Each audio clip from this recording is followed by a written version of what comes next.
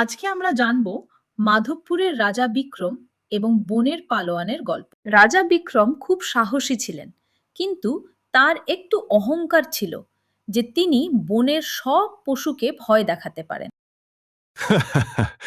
এই বিশাল জঙ্গলে আমার চেয়ে বড় বীর আর কে আছে?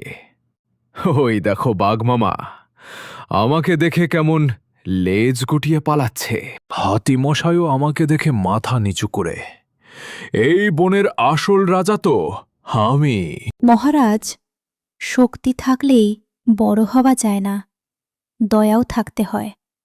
আপনি বনের ছোট ছোট প্রাণীদের খুব কষ্ট দিচ্ছেন। মহারাজ, আপনি হাতিকে ভয় দেখান, বাঘকে হারান, কিন্তু আমার মতো একটা তুচ্ছ পিঁপড়েকে হারাতে পারবেন কি?